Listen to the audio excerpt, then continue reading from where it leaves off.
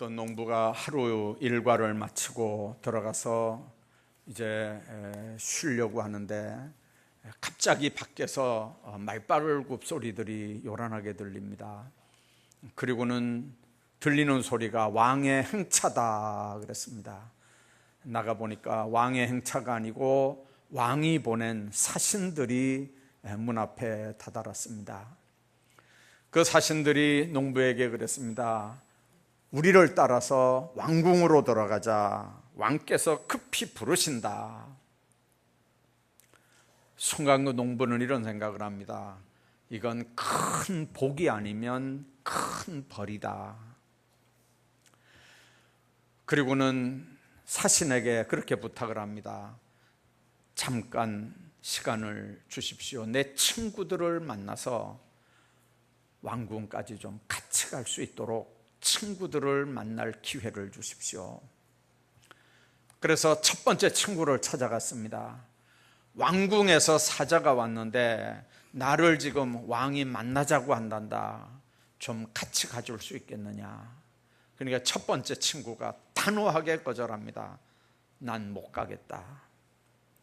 너무 친한 친구인데 못 가겠다는 거예요. 같이 못 가겠다는 거예요.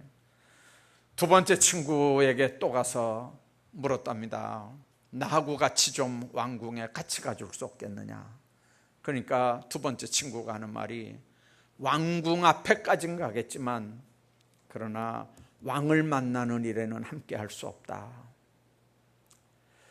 낙심을 하고 세 번째 친구를 만났습니다. 별로 친하긴 친하지만 별로 교통이 없었던 그런 친구입니다. 사정을 이야기했더니 그 친구가 쾌히 대답을 합니다. 가자. 네가 임금님을 만날 때 나도 네 옆에 있겠다. 함께 가자.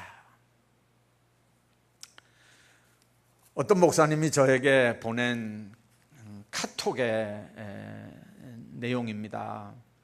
그 내용에 해설을 이렇게 했습니다. 농부는 하나님의 백성들 우리 모두고 왕은 하나님이시고 첫 번째 친구는 우리가 그렇게 친하고 좋아했던 세상의 물질과 명예와 권세와 세상적인 것들이고 두 번째 친구는 사랑하는 가족들, 친지들, 내 이웃들이고 세 번째 친구는 평소에 계시는지 안 계시는지 좋은지 나쁜지도 모르고 그저 이렇게 친한 것 같지도 않게 교통만 했던 세 번째 친구는 예수님이고 주님이 오라고 할 때 우리가 주님 앞에 같이 갈 수 있는 건 세상 친구도 아니고 세상의 물질도 아니고 세상의 권세도 아니고 명예도 아니고 세상적인 건 우리가 주님 앞에 부름을 받을 때 절대로 같이 못 간다는 거죠. 여러분들 애지중지하는 가족도 하나님 앞에 갈 때 많은 분들이 그렇게 얘기합니다. 이제 더 이상 내가 내 남편에게, 내 아내에게, 내 부모에게 내가 더 이상 해줄 게 없다. 여기까지다. 그리고는 방법이 없습니다. 그런데 예수님만 우리를 책임져 주시고 주님 앞에 갈 때 우리 믿음의 보증이 돼 주신다는 거죠. 여러분들 그 주님, 그 예수님 끝까지 참된 친구 되시는 예수님의 손을 잡고 살아가시기를 주의 이름으로 축원합니다. 그분이 우리의 참된 친구입니다.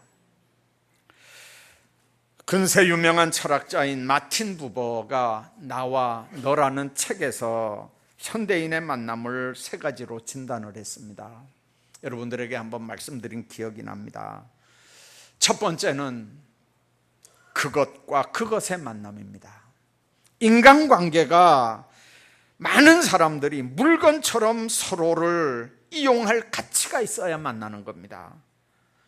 친구 사이는 말할 것도 없고 부부로 만나는 때도 저 사람을 만나서 인생 역전이 될 수 있는 배우자를 찾습니다. 결혼을 해서 상대방에게 짐거리가 되는 상대는 절대로 요즘 세상에는 결혼이 잘 안 됩니다. 현대인의 만남이 생명이 없는 무인격적인 만남으로 이렇게 전락을 하고 있고, 몸이 건조한 불행한 인간관계로 전락을 하는 이유가 그것과 그것의 만남이기 때문에 그렇습니다. 마틴 부버가 얘기하는 두 번째 만남은 나와 그것의 만남입니다.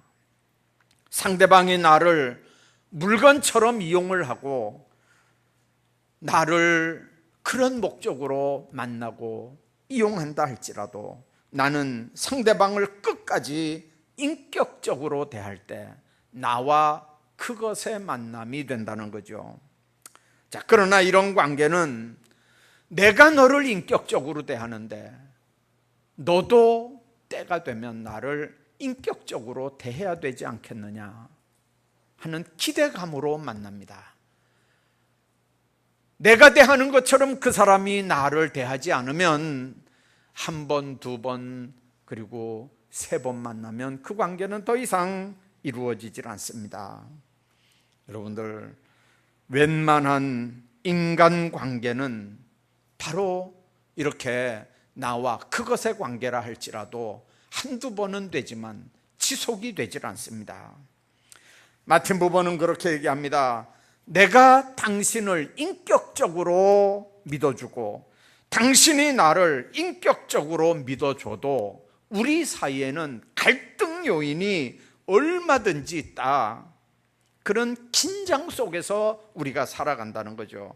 그렇기 때문에 나와 너 사이에 언제나 인간의 만남을 중매하는 하나의 촉매자가 있어야 된다. 마틴 부버는 그걸 영원한 너라고 그렇게 정의를 합니다.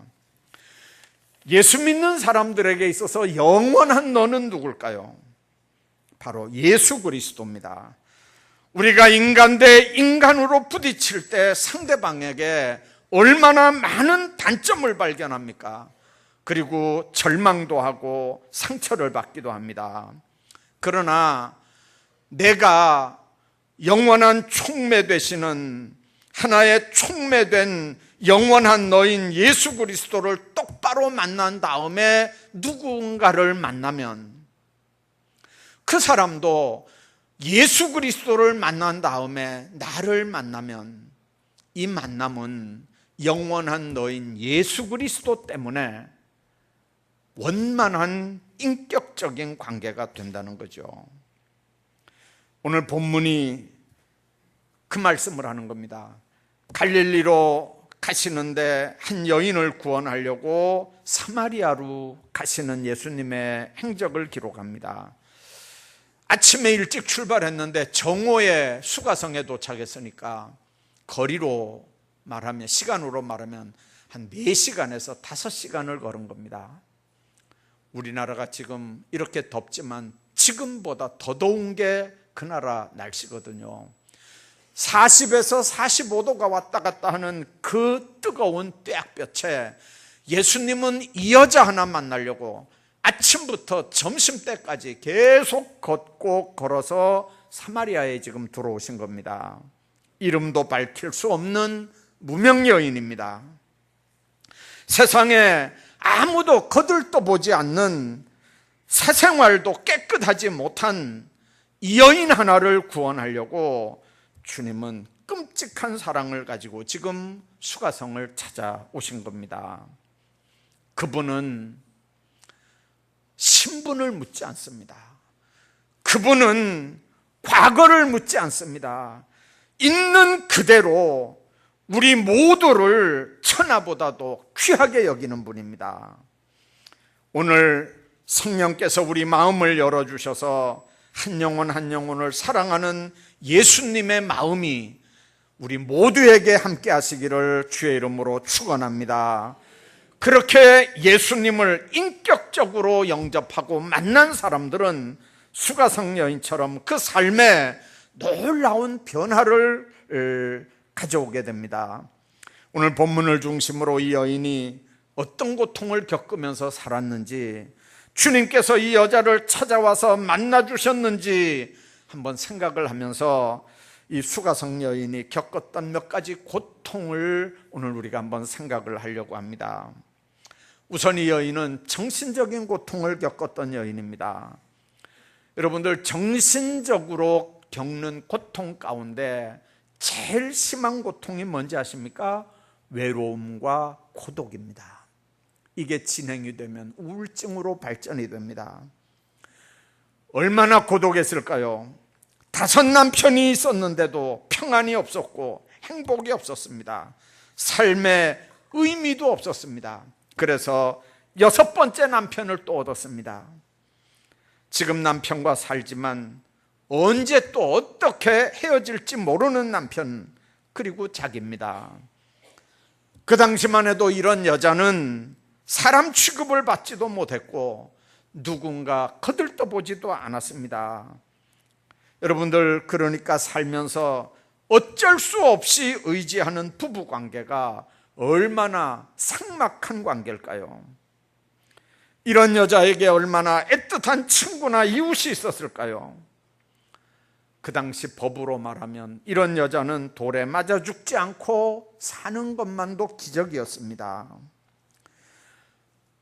여러분들, 그 우물가에서 얼마나 많은 여인들이 비웃음과 조롱과 수군거림이 있었겠습니까?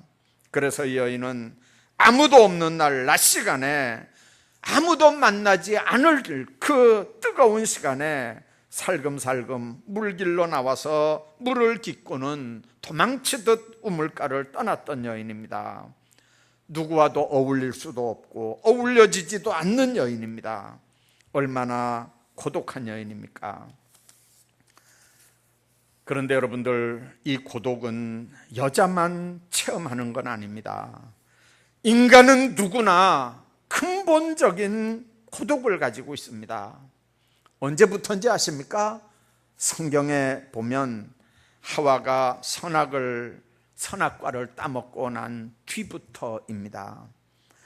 여러분들, 선악과를 하와가 먼저 먹고 남편에게도 줘서 남편도 먹었습니다. 그러니까 같이 먹은 겁니다. 그런데 같이 먹었으면 선악과 먹은 책임은 누가 먼저 먹었느냐, 나중 먹었느냐가 문제가 아니고 먹은 책임은 공동으로 져야 됩니다. 그런데 하나님이 찾아오셔서 아담에게 왜 선악과를 먹었느냐 하니까 아담이 뭐라 그럽니까? 당신이 내게 주셔서 함께 하신 저 여자가 내게 주므로 내가 먹었습니다. 먹을 수밖에 없었다는 얘기죠. 그리고 책임을 여자에게 전가합니다. 둘이 살면서 혼자라는 걸 언제부터 느낄까요?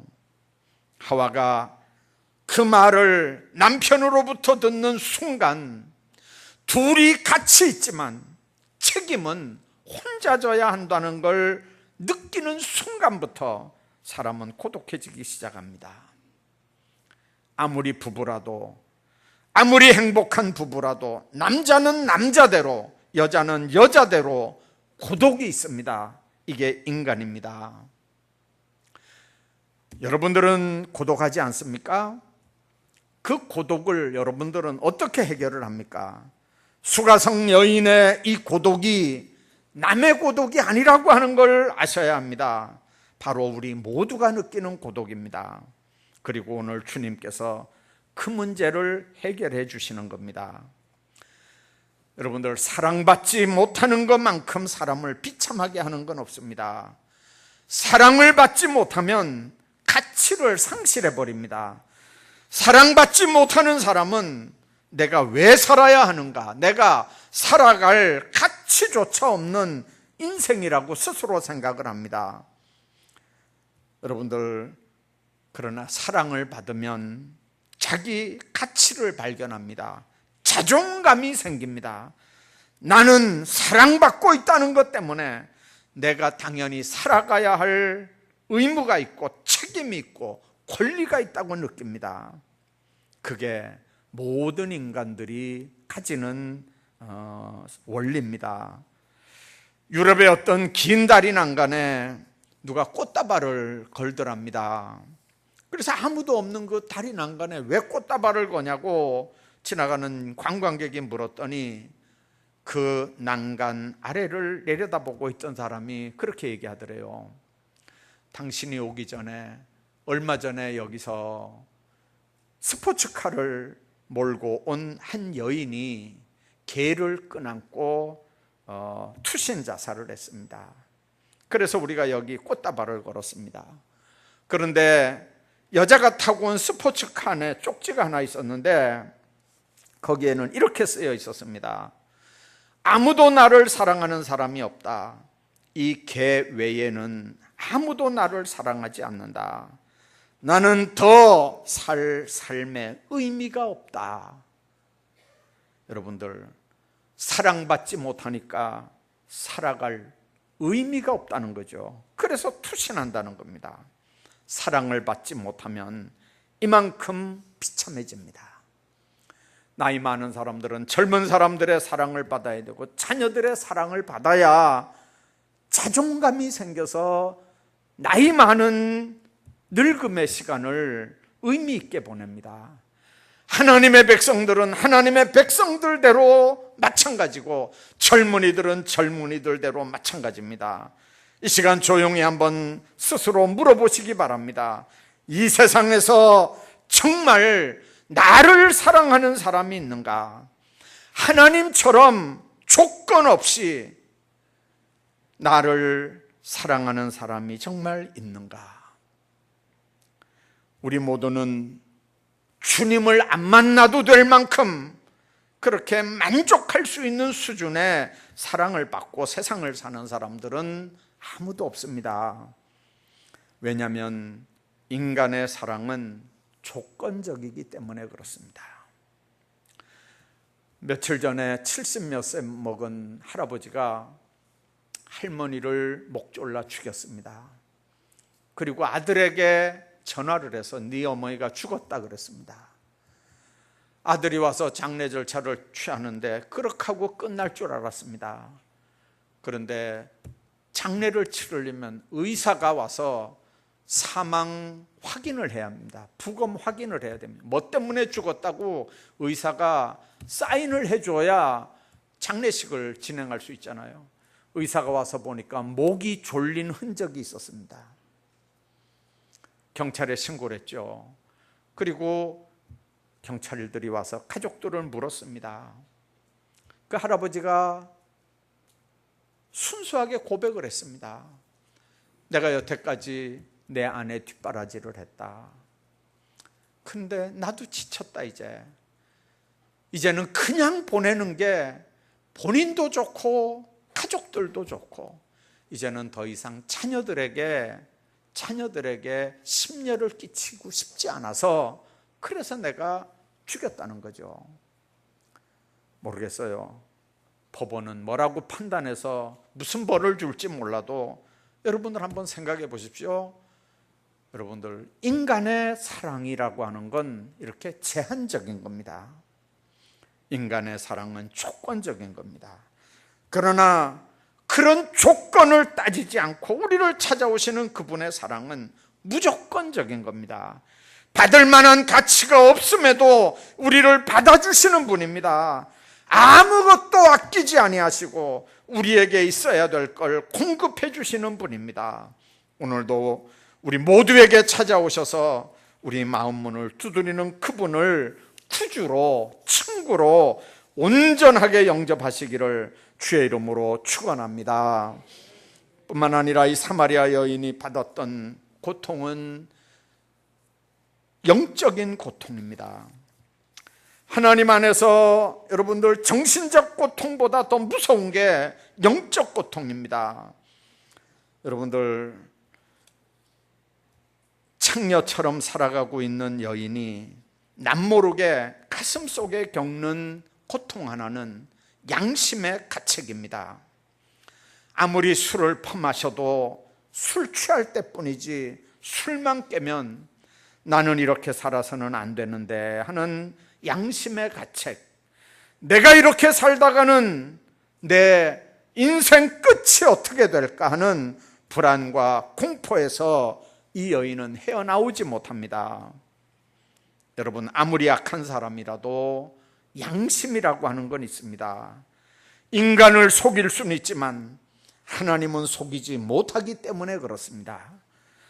만일 사람을 속이듯 하나님을 속일 수 있다면, 하나님을 속일 수 있다고 생각한다면 그 사람은 화인 맞은 양심, 화인 맞은 영혼을 가진 사람입니다. 하나님께서 마지막 순간이라도 인간이 구원받을 수 있도록 하기 위해서 아무리 약한 사람이라도 양심은 살려놨습니다. 그래서 떳떳하지 못한 생활을 하는 사람의 밑바닥에는 언제나 양심의 가책과 함께 불안과 공포가 깔려 있습니다. 인간적으로 그걸 만회하려고 하는 모든 행위는 다 하나님 앞에 기만일 수밖에 없습니다. 사마리아 여인도 마찬가지입니다. 양심의 가책을 가지고 고통을 당하는 여인이었습니다. 그래서 그런지 이 여자는 구원자를 기다리는 영적인 갈등을 가지고 있었습니다. 예수님과 대화하는 중에 나는 메시아를 기다린다고 하는 말이 나옵니다. 아마 영적인 갈등 때문에 그렇게 고백했던 것 같습니다. 세상에는 이제 희망을 걸 만한 아무것도 없습니다. 이제는 어떻게 할 수 있는 방법이 없습니다. 그러니까 제발 좀 살려주십시오.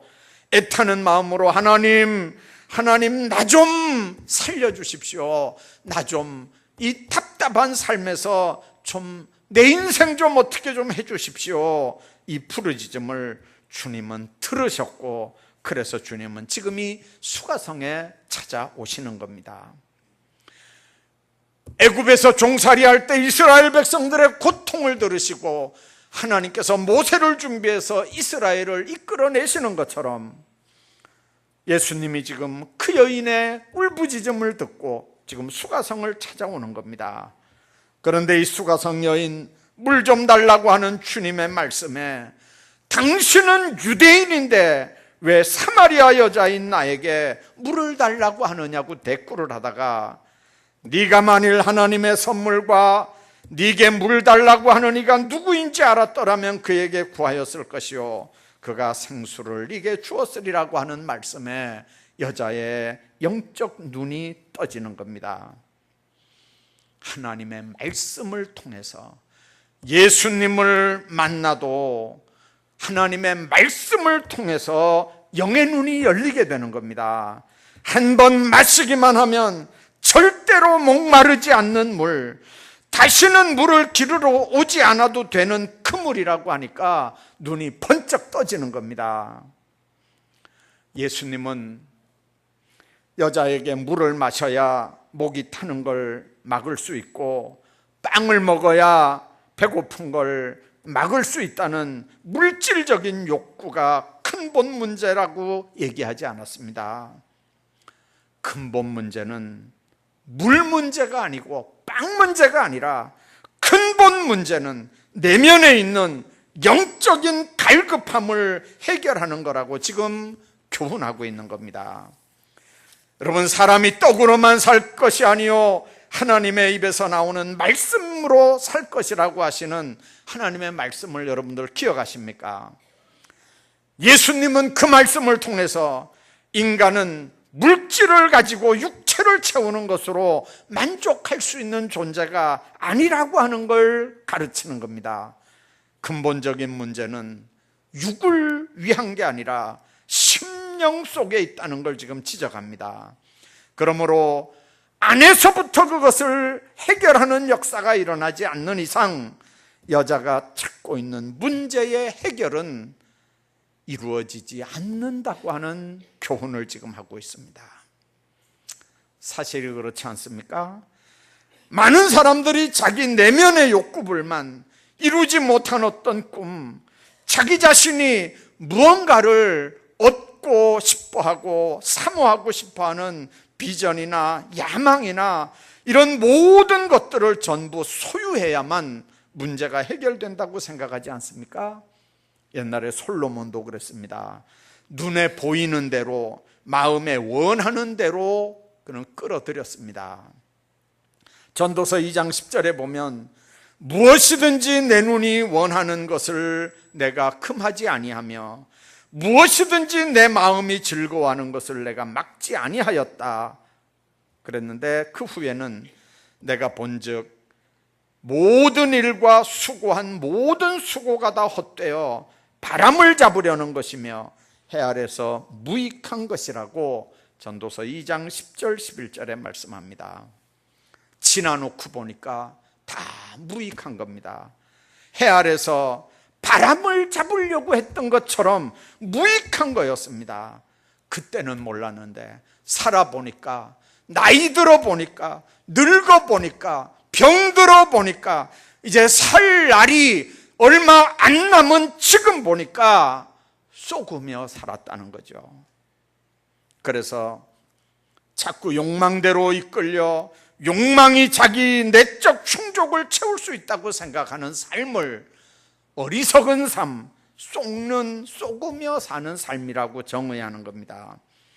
그래서 이 여인처럼 생수를 마셔야 살고, 그렇게 생수를 다시 들어오지 않아도, 이 우물에 다시 오지 않아도 물 문제만 해결된다면 얼마나 좋겠는가 하고 예수님께 접근하는 겁니다. 그러나 예수님은 돈과 쾌락이 없어서 고독해서 문제가 생긴다고 얘기하지 않습니다. 근본적인 문제는 돈과 쾌락의 문제가 아닙니다. 물과 빵의 문제가 아닙니다. 근본적인 문제는 영적인 갈급함입니다. 여러분들, 돈 많은 사람들은 아무 문제 없을 것 같습니까? 권력 있는 사람들은 아무 문제 없을 것 같습니까? 그러면 교회는 가난뱅이들만 오는 데입니까? 권력 없는 불쌍한 사람들만 모이는 데입니까? 서울 큰 교회 가보십시오. 얼마나 우리가 상상도 못하는 엄청난 부자들이 와서 앉아 있습니다. 엄청난 권력을 가진 사람들이 예배당에 와 앉아 있습니다. 여러분들, 그게 뭘 의미하는 겁니까? 예수 믿는 건 영접하는 겁니다. 내 안에 그를 모셔드리는 겁니다. 예수님을 통째로 마시는 겁니다. 예수님께서 내 안에 들어오시면 시원한 생수가 강같이 넘쳐 흐릅니다. 심리학에서 말하는 것처럼 네가 고독하지 않으려면 남자들과 대화를 해라, 그렇게 예수님 말씀하지 않습니다. 네가 사랑의 갈증을 느끼면 누구라도 사랑해봐라, 그렇게 예수님 말씀하지 않습니다. 네 마음에 가책이 있느냐? 선한 일을 하면 가책이 없어진다, 그렇게 말씀하지 않습니다. 내가 주는 물을 마시라는 겁니다. 내가 주는 물을 마셔야 네 근본 문제가 해결된다는 겁니다. 이 여자가 예수님이 하나님의 아들인 걸 믿으니까 지금까지 그를 괴롭혔던 사랑의 갈증, 고독의 고통, 자책의 두려움에서 이제 일어납니다. 마음의 평강을 얻습니다. 그래서 동네 뛰들어가면서 와서 보라는 겁니다. 내 과거를 알고 내 현재를 아는 그분이 그리스도가 아니냐는 거죠. 내가 만난 그분, 그리스도를 와서 보라는 거예요. 여러분들, 그 여자의 얼굴이 얼마나 환하게 밝았을까요? 사람 있는 데를 피해서 다니던 여자입니다. 그런데 예수 만난 이 여자가 지금 사람들을 만나려고 동네로 뛰어들어갑니다. 그리고는 사람들에게 예수를 증거하는 겁니다. 여자는 오늘날까지 수가성 사람들에게 버려진 그런 여자가 아니었습니다. 완전히 달라진, 얼굴이 완전히 훤해진, 뭔가 막히고 눌린 게 확 뚫려진 그런 여자였습니다. 그에게 놀라운 변화가 일어난 겁니다. 오늘 주님께서 똑같은 변화를 우리 모두에게도 주시기를 원하는 겁니다. 지금까지 예수 믿는다고 하면서 아직도 수가성 여인처럼 놀라운 변화가 뭔지도 모르고 교회만 적당히 다녔던 분들이 계신다면 오늘 새롭게 주님의 은혜를 받으시길 바랍니다. 교회 다니다 보니까 세례받고 세례받다 보니까 직분자가 됐다면 여러분들 예수 믿는 사람 아니거든요. 수가성 여인이 예수를 인격적으로 만난 후에 그 마음에 생수가 터집니다. 오늘까지 힘들고 지치게 했던 사랑, 고통, 고독의 갈증이 해결됩니다. 아무도 이 수가성 여인의 문제를 해결해 줄 수 있는 사람이 없었는데 예수님을 만나고 말씀을 듣고 예수님을 구주로 영접한 이후에 이 여자는 문제가 해결됩니다. 하나님의 딸이 됩니다. 주님을 인격적으로 만났습니다. 사랑하는 여러분, 예수님을 인격적으로 만나시기 바랍니다. 예수님을 인격적으로 영접하시기를 축원합니다. 그게 예수 믿는 겁니다. 교회 다니는 게, 직분자라는 게, 그게 예수 믿는 게 아닙니다. 이 무더운 여름에 시원한 생수가 얼마나 좋습니까? 그러나 또 마셔야 합니다. 그러나 영원히 목마르지 않는 생수는 예수님 자신입니다. 예수님을 마시고 먹는 사람은 영원히 목마르지 않습니다. 예수님을 믿는 것이 예수님이 주시는 생수를 마시는 겁니다. 예수님을 먹는 겁니다. 예수님을 영접해 모시는 일입니다.